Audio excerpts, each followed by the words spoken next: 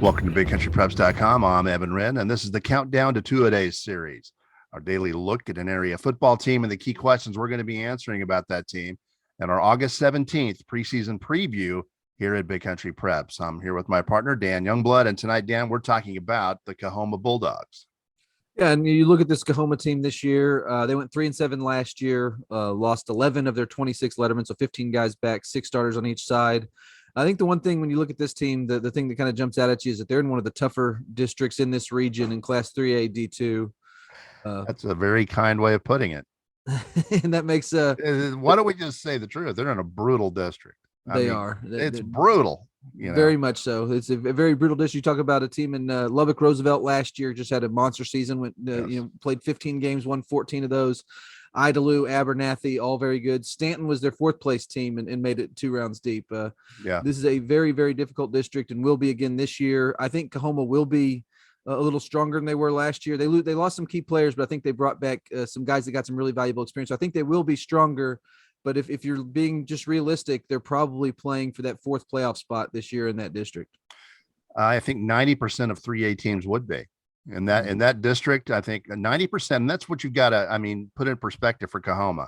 90% of the 3A teams out there at the D2 level would be playing for the 4th seed in that district. When you're messing with Idalou and Abernathy and Lubbock Roosevelt, that's just the way it is. Those are ball clubs that are all regional threats. So and that's exactly the point I was just about to make. If you were to rank the teams in that region, I think those 3 teams would all be in the top 5. You'd have Canadian, you'd have Childress, and then those 3 teams would also be right in the top 5. So it's just It's not a situation, where you're sliding Coahoma when you say they're playing for the 4th. It's just that this district is so tough, and I think that will be one of the big stories for the Bulldogs this year. Yeah, that's what makes it tough to really show improvement. They may feel the better product this year, but in that district, it's going to be difficult to prove it. I think they're going to be shooting for the 4th seed. We shall see how they're doing. Their numbers are respectable. They have 6 back on both sides of the football. They have 15 returning lettermen.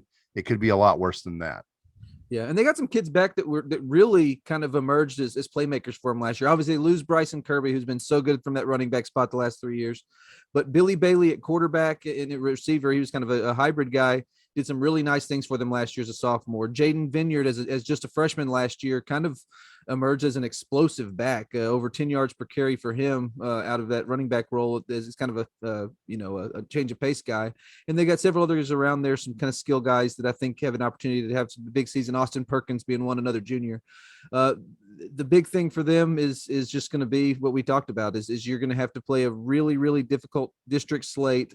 And the question is kind of how you'll hold up to that. But I like the teams in terms of athleticism. There's a lot of speed on that group. You saw some of that on the track season last year. And then the big thing will be kind of how they replace their offensive and defensive lines. They've got some bodies to replace up there as well. And that's going to be the biggest question mark for Coahoma this year. If they're going to take a step forward, they really have to rebuild their offensive and defensive lines. And when in that district, when you're dealing with an inexperienced defensive front, when you have your front 7 showing a lot of inexperience, it is so difficult to get the football away from some of these teams.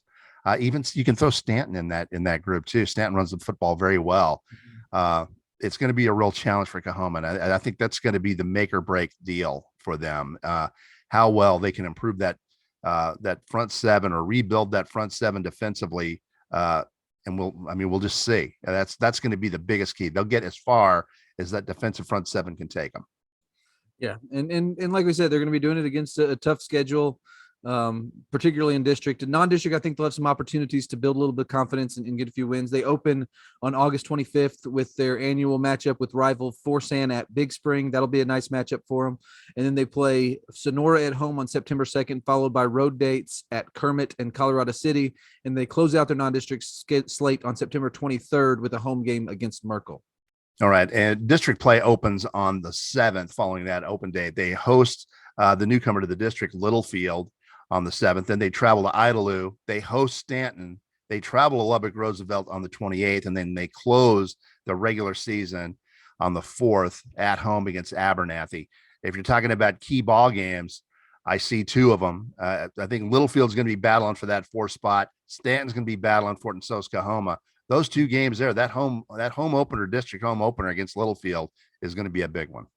Yeah, like you said, both those games are home. The one positive for Coahoma is you get both of those on your home field. Those are both Yes. really important games, but you do get them in front of your home crowd. I think that'll be a big bonus for them. But those are the games right there. You've got to find a way to win those games because those games at Idalou, at Roosevelt, those are going to be really, really tough. And then your district finale at home against Abernathy. I mean, Abernathy's probably, the favorite in that district this year. So um, just a really tough slate but you do kind of go into it knowing what you need to do. The Littlefield game, that Stanton game, those are the big ones on your schedule going in. And with that, it's just about time to wrap up tonight's edition of the Countdown to Two-A-Day series, the Coahoma Bulldogs. But before we do that, we want to remind you that we've got 3 separate subscription packages here at bigcountrypreps.com. We've got a monthly for $5 a month. We've got a semi-annual 6-month subscription where we knock that price down to $4 a month. And then we've got an annual 12-month subscription where we knock that price down to $3 a month, $36 for a full year of Big Country High School athletic coverage. And please keep in mind that despite the fact that we've got high inflation these days, our prices haven't changed. They're the same prices that we started with back in 2018. We'd also like to remind you before we close out this episode of our Countdown series to be on the lookout for that August 17th preseason football preview. You'll have just a ton of area football coverage. You will not want to miss that. In the meantime, thank you for joining us for this episode of our Countdown series, and make sure you join us again tomorrow when we will be talking about the Comanche Indians here at bigcountrypreps.com.